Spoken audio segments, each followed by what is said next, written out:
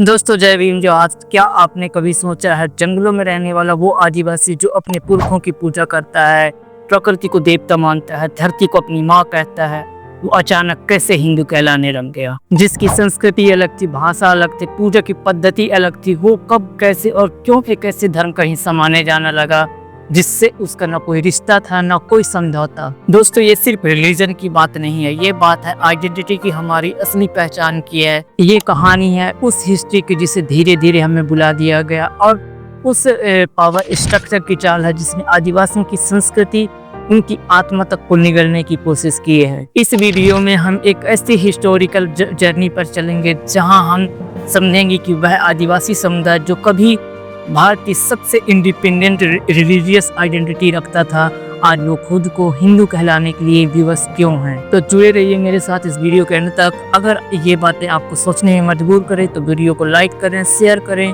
और हमारे चैनल जो टीवी बिसिंगपुर को सब्सक्राइब करना ना भूलें। दोस्तों आदिवासियों के लिए धर्म कोई किताब का पाठ नहीं था, वो एक जीवित अनुभव था जिसे जिया जाता था, महसूस किया जाता था। जहाँ बाकी समाजों में पूजा के लिए पंडित चाहिए होता है, वहीं आदिवासी समाज में पान, देवरी, जाने, कुटियत जैसे लोग होते हैं जो न तो किसी जाति के हिसाब से बने होते हैं और न ही किसी वेद पुराण की डिग्री लेकर आते हैं। उनकी पूजा में कोई कमांड नहीं होता, एक आह्वान होता है प्रकृति के प्रति, पूर्वजों के प्रति, समुदाय के प्रति। दोस्तों इस व्यवस्था में कोई सुप्रीम गॉड नहीं है जो ऊपर बैठकर नीचे के लोगों पर राज करे। यहाँ सब कुछ है लेकिन सत्ता नहीं है। यह एक ऐसी जीवन पद्धति है जहाँ हर प्राणी, हर वृक्ष, हर नदी सम्मान की योग्य है। अब जरा सोचिए, क्या यह हिंदू वर्ण व्यवस्था से अलग नहीं है जहाँ ऊंच नीच का भेद है, एक जन्म में राजा और दूसरे जन्म में शूद्र होने की सजा है। लेकिन यहाँ धर्म में कोई बंधन नहीं बल्कि जीने की स्वतंत्र और सामूहिक परंपरा है। दोस्तों सरहुल हो, कर्मा हो, जितवा पर्व हो, बड़ा देव पूजा हो या बूढ़ा देव, ये सिर्फ त्योहार नहीं है बल्कि एक फिलॉसफी ऑफ लाइफ है। इन परंपराओं में न कोई नर्क, न स्वर्ग, न ही पुनर्जन्म की सजा है, न किसी भगवान की कृपा की जरूरत है। यहाँ बस एक चीज है, पूर्वजों के साथ जुड़ने की भावना। दोस्तों जब हम इंडियन सोसाइटी को समझने की कोशिश करते हैं तो हमें हिस्ट्री की एक लंबी जर्नी से होकर गुजरना पड़ता है। एक ऐसा सफर जो वर्ण व्यवस्था से शुरू होकर मॉडर्न कास्ट बेस्ड सिस्टम तक पहुँचता है, जहाँ हिंदू धर्म एक बहुविध, जटिल और ऐतिहासिक रूप से विकसित धार्मिक स्ट्रक्चर है। लेकिन इसका मूल वैदिक स्वरूप में जो कोर बेस था वह था वर्ण व्यवस्था, एक ऐसा सोशल फ्रेमवर्क जिसे ब्राह्मणों ने डिजाइन किया और ईश्वर की इच्छा या ऋग्वेदिक मैंडेट के रूप में स्थापित कर दिया। दोस्तों ऋग्वेद के पुरुष सूक्त के 10:90 में वर्णों की उत्पत्ति को ब्रह्मा के शरीर से जोड़ा गया, जिसमें ब्राह्मण को मुख से, क्षत्रिय को भुजाओं से, वैश्य को जांघों से और शूद्र को पैर से पैदा होने को कहा गया। और इस वर्ण व्यवस्था का डिवीजन जन्म से उन कर्मों को बांटा गया। हालांकि ये अनसाइंटिफिक बातें हैं, ऐसा कुछ भी पॉसिबल नहीं है। ये सिर्फ अपने जाति की सुपीरियोरिटी को बनाए रखने के लिए एक कल्पना मात्र है और इन्हीं कल्पनाओं के आधार पर शूद्रों, अति शूद्रों और महिलाओं के साथ शोषण, अमानवीय व्यवहार होते आए हैं। लेकिन सवाल तो ये है कि आदिवासी कहाँ है इस डिवाइन बॉडी में? ना वे तो ब्राह्मण है, न क्षत्रिय है, न वैश्य है, न शूद्र है। असल में ये वो कम्युनिटीज है जो भारतीय समाज का हिस्सा होते हुए भी एक पैरेलल और डिस्टिंक्ट आइडेंटिटी के साथ जीते आए हैं। सदियों से लोग अपनी ट्रेडिशनल लाइफ, कल्चर और बिलीफ को प्रिजर्व करके रखे हुए हैं। दोस्तों हिंदू धर्म की पूजा पद्धति की बात करें तो मूर्ति पूजा, मंदिर, ब्राह्मण पुरोहित, वेद मंत्र और यज्ञ शामिल है। लेकिन जब हम अपने आदिवासी समुदाय की बिलीफ सिस्टम को देखते हैं तो टोटली डिफरेंट नजर आता है, जिसमें पंडित की जगह पंडा होता है। लेकिन सवाल फिर से खड़ा होता है, जब कोई समुदाय न तो वेद को माने न वर्ण को माने तो हिंदू धर्म का हिस्सा कैसे कहा जान सकता है? वर्ण सिस्टम एक ऐसा क्लोज कल्चरल फ्रेमवर्क था जिसमें बाहर से कोई अंदर प्रवेश नहीं कर सकता और न अंदर वाला बाहर जा सकता है। तो फिर उन इंडिजीनियस कम्युनिटीज को जो इंटायर स्ट्रक्चर के बाहर थे जबर अंदर क्यों खींचा गया? यह प्रश्न सिर्फ ऐतिहासिक नहीं है, आज के भारत की आइडेंटिटी पॉलिटिक्स से भी जुड़ा है। दोस्तों जब हम भारत के समाज की बात करते हैं तो हमें समझना जरूरी है कि ये समाज हमेशा एक जैसे नहीं रहा है और अगर हम इसकी जड़ों तक जाना चाहते हैं तो थोड़ा इतिहास में झांकना पड़ेगा। ब्रिटिश काल के दौर में जब मॉडर्न एडमिनिस्ट्रेशन की नींव डाली जा रही थी तब एक ऐसी चीज शुरू हुई जो आज भी हमारे समाज को परिभाषित करती है, सेंसस यानी जनगणना। अब सोचिए, पहली व्यवस्थित जनगणना सन 1891 में हुई थी। इसका मकसद था समझना कि इंडिया का सोसाइटी किस तरह की ऑक्यूपेशन मतलब देशों में बटा हुआ है। लेकिन असली बदलाव आया 1931 की जनगणना में, जहां पहली बार जातियों को ऑफिशियली रूप से गिना और रिकॉर्ड किया गया। नाम, पेशा, सामाजिक दर्जा सब कुछ दस्तावेजों में उतर गया। लेकिन अब यहाँ एक बड़ी बात सामने आई दोस्तों। ब्रिटिश अधिकारियों ने देखा कि भारत का समाज सिर्फ जातियों से नहीं बना है, बल्कि एक बड़ा तबका ऐसा भी है जो जातियों के सिस्टम से बिल्कुल अलग, और जिसे आज आदिवासी समाज ट्राइबल कम्युनिटी कहते हैं। ब्रिटिश अफसरों ने इंडियन सोसाइटी को दो हिस्सों में डिवाइड किया, जाति आधारित हिंदू समाज और ट्राइबल सोसाइटी यानी आदिवासी वर्ग। अब सोचिए ऐसा क्यों किया गया। इसकी सबसे बड़ी वजह थी कि आदिवासी समुदाय में कास्ट सिस्टम नहीं था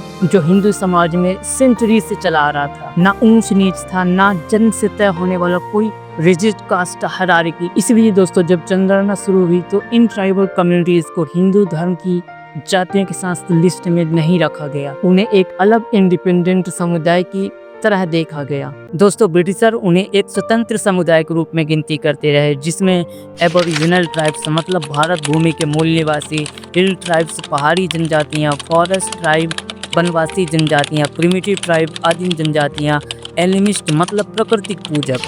दोस्तों 1931 की जनगणना आते आते आदिवासियों को उनके धार्मिक विश्वासों के आधार पर ट्राइबल रिलीजन मतलब जनजातीय धर्म के रूप में गणना किया गया। अब जरा उनके पहचान की बात करें तो ये कम्युनिटीज अपने रहने की जगह जैसे पहाड़ी इलाकों या जंगलों से पहचाने जाते थे। उनके सिंबल, गोत्र, वंश और पारंपरिक जीवन शैली उनकी पहचान थी।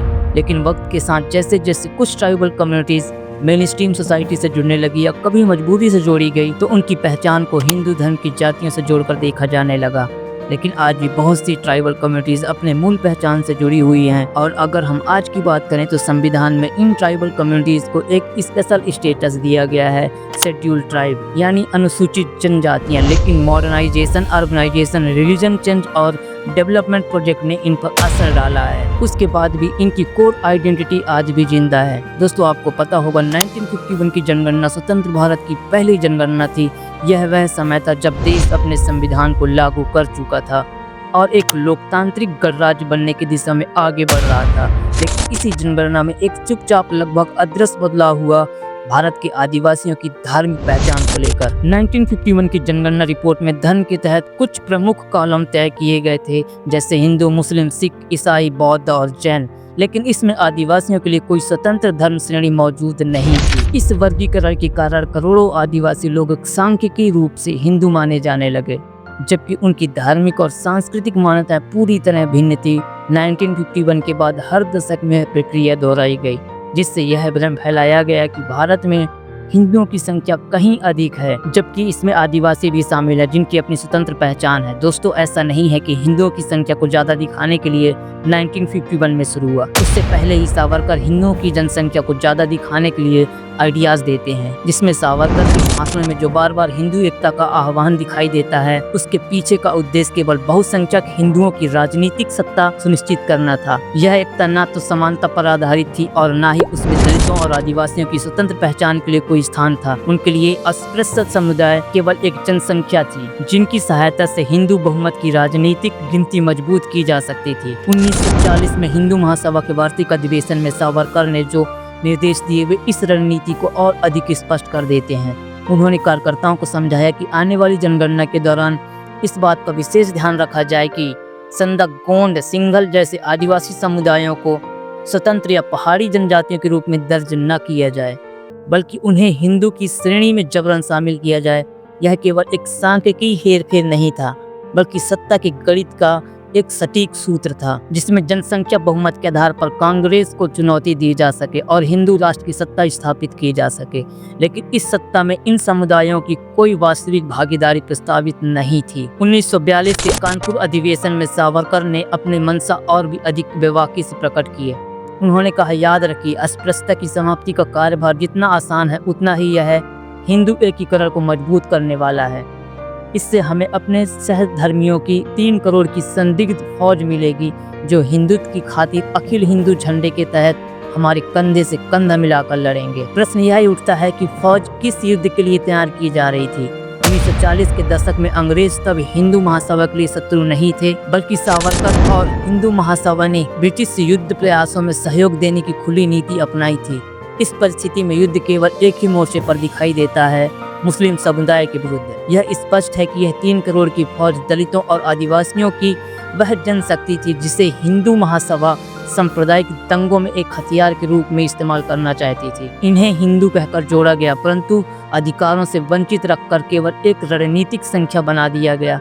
इस प्रकार अछूतोद्धार के नाम पर जो विचारधारा प्रस्तुत की गई वह मूलतः हिंदुत्व के विस्तार और राजनीतिक हिंदू राष्ट्र की नींव पर मजबूत करने की कवायद था, न कि सामाजिक न्याय की कोई ईमानदार पहल थी। इस तरह 1951 की जनगणना ने आदिवासी धर्म की स्वतंत्रता और विशिष्टता को नकारात्मक रूप से प्रभावित किया, जिसकी शुरुआत पहले ही हो चुका था, और उनकी सांस्कृतिक अस्मिता को हिंदू धर्म की छाया में छुपा दिया गया। आज आदिवासी समाज उसी पहचान को पुनः प्राप्त करने के लिए सरना कोड जैसे आंदोलन चला रहा है। दोस्तों, जब हम भारत के संविधान को पढ़ते हैं या समझने की कोशिश करते हैं तो एक चीज साफ दिखती है, सामाजिक न्याय यानी सोशल जस्टिस। लेकिन एक सवाल बहुत बार सामने आता है कि जब शेड्यूल कास्ट यानी अनुसूचित जातियों को धर्म और जाति आधारित अस्पृश्यता की वजह से आरक्षण मिला है, तो अनुसूचित जनजाति को आरक्षण किस आधार पर मिला है, खासकर तब जब वे उस पारंपरिक हिंदू समाज का हिस्सा ही नहीं थे। तो देखिए दोस्तों, हमारे देश में सदियों तक जाति व्यवस्था ने कुछ लोगों को शूद्र अछूत बताकर मंदिरों, स्कूलों, समाज से बाहर कर दिया। यह सब रिलीजियस स्क्रिप्चर और समाज की सोच पर आधारित था। इसलिए जब संविधान बना तो इन समुदायों को रिजर्वेशन दिया गया ताकि उनका सामाजिक सम्मान और बराबरी का हक मिल सके। लेकिन आदिवासियों की कहानी थोड़ी अलग थी। अब सोचिए, एक ऐसा समुदाय जो जंगलों में, पहाड़ों में प्रकृति के साथ जी रहा था, न जाति, न वर्ण, न कोई छुआछूत की धारणा, उनका धर्म, उनकी रीति रिवाज सब कुछ अलग थे। फिर वे विकास से दूर क्यों रह गए? इसका जवाब है आइसोलेशन, एक्सप्लॉयटेशन और इग्नोरेंस, यानी उन्हें अलग थलग किया गया, शोषण हुआ और उन्हें नजरअंदाज किया गया। ब्रिटिश शासन के दौरान आदिवासी इलाकों को एक्सक्लूडेड एरियाज कहा गया, मतलब सरकार की नीतियां वहां लागू ही नहीं हो सकती थी। न स्कूल, न अस्पताल, न रोड्स, न कोई